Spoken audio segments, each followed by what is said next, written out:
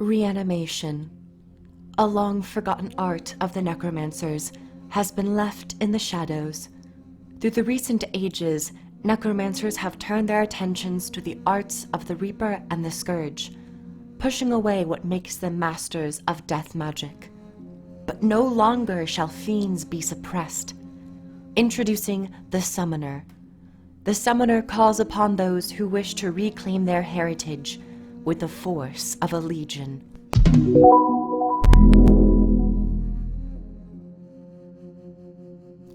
Hiyo everyone, and welcome back to a very special video.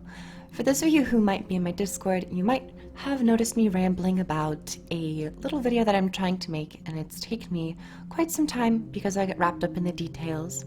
But if you've also read the title, you might know that this is my fan-made elite specialization for the Necromancer. I've always been interested in fan-made elite specs and fan-made skills, so I thought I'd give myself a try. Also, wait to the end of the video because I'm contemplating on whether or not starting something which involves you guys in the community and the rest of you who love to theorize and come up with your own unique classes and or specializations. So if you'd like to skip to the end where I might be introducing something, go right ahead. If you like to listen to my elite specialization that I have made, continue listening. So, the Summoner. The very first thing that I did was try to think of a name for my elite spec, and I had just a moment of trouble, but then I used my brain and I recalled back to Guild Wars Utopia, the Guild Wars game that never was, and I realized that they implemented the Chronomancer with Heart of Thorns, and the second profession that was supposed to debut with Utopia was going to be the Summoner. And I thought, why not give a little nudge for some necromancers and just a nudge to Guild Wars Utopia. So I've named it Summoner. My initial concept reads, necromancers have long practiced the art of reanimating the dead and using death as a means of battle. As a summoner, necromancers can widen their knowledge and proficiency of using rotten corpses and ghastly phantoms from the mists to fight in the midst of combat. However, they lose their death shroud in pursuit of summoning bizarre creatures as they focus all their energy into controlling them. With my initial concept out of the way, let me dive right into the specialization mechanics. So as I said, Death Shroud is removed in favor for a new mechanic known as Creature Summons. All summons can be killed, they can receive boons, and they only start their cooldown when they fade, i.e. are killed or their duration ends. Before I begin reading the tooltips, I'd like to mention that some of the damage is quite high, as I made them thinking that the character was already in full Berserker's gear. If it does say a higher number, just imagine that being lower. So try not to get too wrapped up on the damage numbers per se. But each summon has a cast time of 1.5 seconds. The first summon is Summon Fanged Terror. Summon a terror which swiftly rushes to enemies and attacks them. This terror spawns with swiftness. It lasts for 30 seconds and it has a cooldown of 8 seconds. The damage on this tooltip is somewhat higher than I would like, but I wanted this to be up most of the time in combat, offering a decent portion of damage. The second summon is Summon Poltergeist. Call upon a poltergeist to strike enemies, inflicting a condition with each strike and damaging enemies. This summon's damage is somewhat lower, but has the added perk of applying a condition with each hit. So with each hit, it will either apply 1 stack of poison, confusion, or weakness. Its duration is 20 seconds and has a cooldown of 10 seconds. The third summon is Summon Stag Knight. Gather the bones of a forgotten knight, conjuring a stag knight in a location which taunts enemies for 4 seconds and whirls in an area with a great axe. After the attack finishes, the knight explodes, fearing enemies for 2 seconds. The duration is 6 seconds and the cooldown is 30 seconds. I was thinking its radius was somewhere around 240, giving it some ease of access in a larger area situation. The next summon is Summon Void Lich. Summon a Wicked Lich to assault foes from afar. The Void Lich will hurl bolts of dark energy at a target, dealing damage. These bolts can also chain to one additional nearby enemy. If a second enemy is hit, the first enemy struck will suffer an additional strike of damage. The duration is 25 seconds and the cooldown is 15 seconds. The damage numbers on this skill are somewhat more realistic. And the final creature summon is Summon Mourning Widow. This also acts as a form of Death Shroud. Summon a widowed spirit which is linked to the summoner and tears at a target's soul from afar. Each strike transfers a condition from the summoner to the enemy struck, and rips a boon from the enemy struck and delivers it to the summoner. If the widow is killed by an enemy, she will charge at them, dealing damage and stunning them. If the widow recedes naturally, she will charge towards the summoner, granting them 2 seconds of alacrity and resistance. The duration of this skill is 12 seconds, while its cooldown is 25 seconds. I'd also like to briefly mention that the Void Lich does have a range of 1,200, similar to the Mourning Widow. Some of my tooltip icons in terms of duration and stun, those icons were wrong, but the writing is correct. The icons might be a little wonky sometimes. Additionally, I'd like to explain why I chose to have these summons be more temporary rather than permanent. I didn't want necromancers to have this feeling where they're just a mass swarm, and I can see that being somewhat of a problem in PvP. So I wanted them to be more temporary rather than permanent. Additionally, in PvP, these durations, of course, would be lowered somewhat. Everything you see here is more of a PvE mindset. Moving on to the summoner's weapon. I actually developed 2 weapon ideas.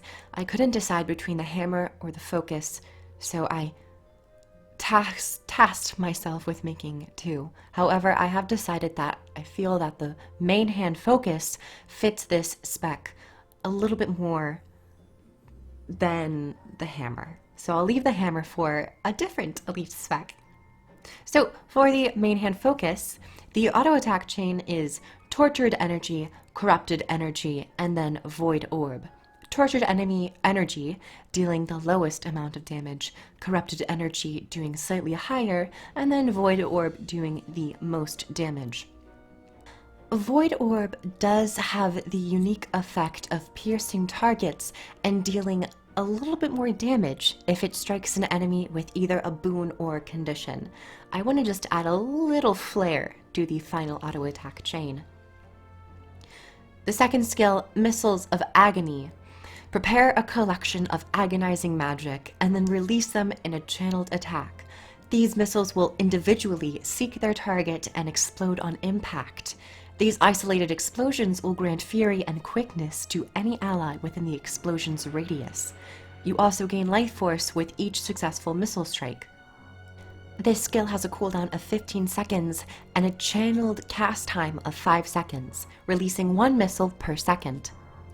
I'd also like to add some things that are missing from the tooltip.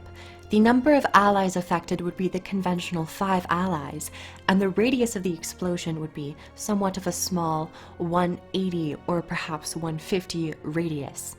Additionally, the life force gained would be 2% each successful strike.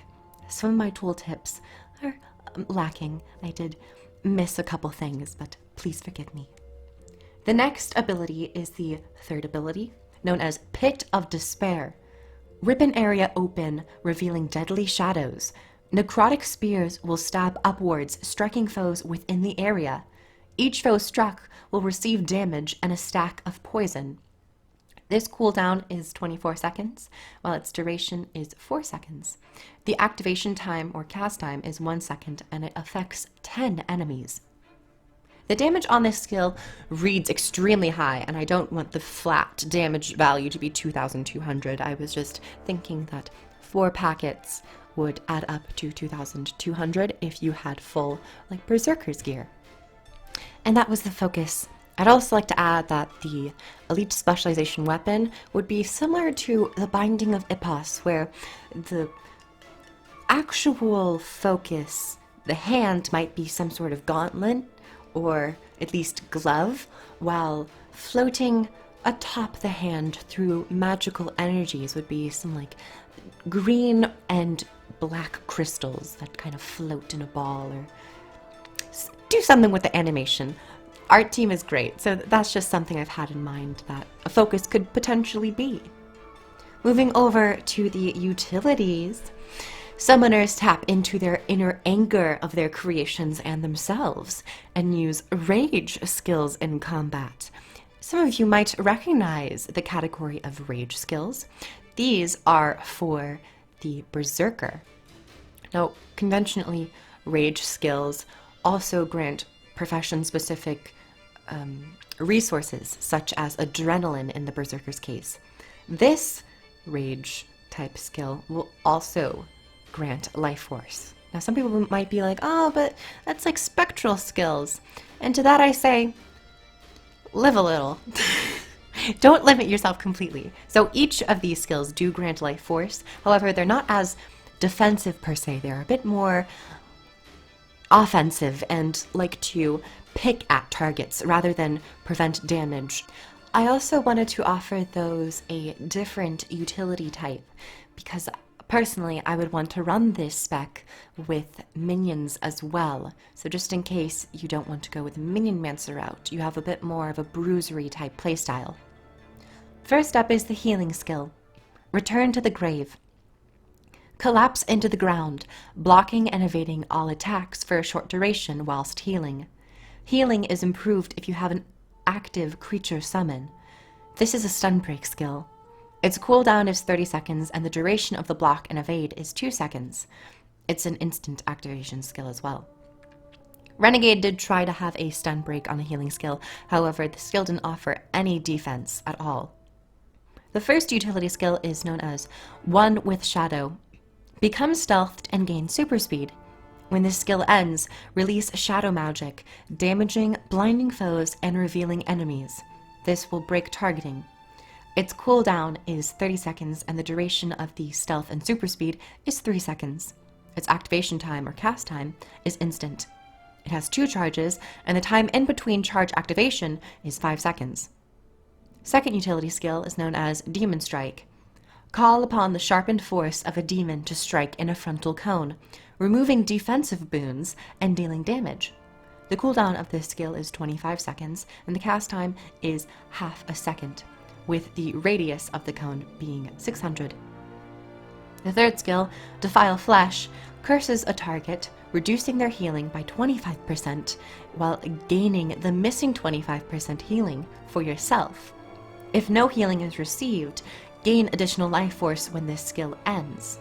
The cooldown of this skill is 40 seconds, the activation time is instant, and the duration of this debuff on the enemy target is 4 seconds.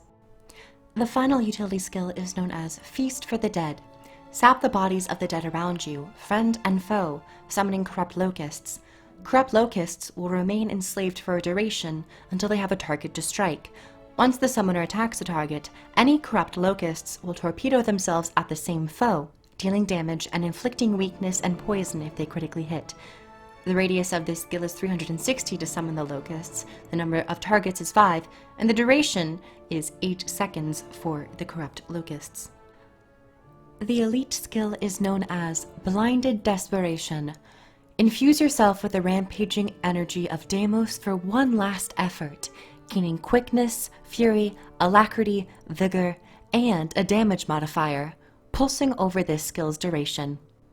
When Blinded Desperation ends, gain the Exorcism debuff. This skill has an 85-second cooldown, and its cast time is 1.5 seconds.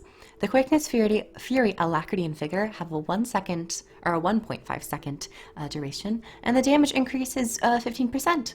The duration of the skill is 12 seconds, and the number of pulses also is 12. The life force gain is likewise 10%. For the Exorcism debuff, When this rampage ends, the summoner is afflicted with 1 stack of blind and exhaustion, while also pulsed with slow and weakness over the period of exorcism. So this means you'll get 1 stack of blind for 10 seconds, 1 debuff of exhaustion for 6 seconds, and then slow and weakness are pulsed on you over the duration of this buff, which the durations of slow and weakness are 1.5 seconds. So once again, the duration of this debuff is 6 seconds, and the pulsing slow and weakness pulses 6 times. Ultimately, I wanted to make an elite skill that really amps you up for a short duration, but then really punishes you for using it, just making it more of a skilled or an ability that requires some inkling of skill and some inkling of understanding how you're going to play, or at least how you think you're going to play for the 12 seconds and then the 6 seconds when you are in a weakened state. Phew! Now that we're done with the utilities, the weapons, and the class mechanics, the only thing to do is to move on to the traits. So I'm going to first go over the minors, then go top tier major, middle tier major, and then bottom tier major.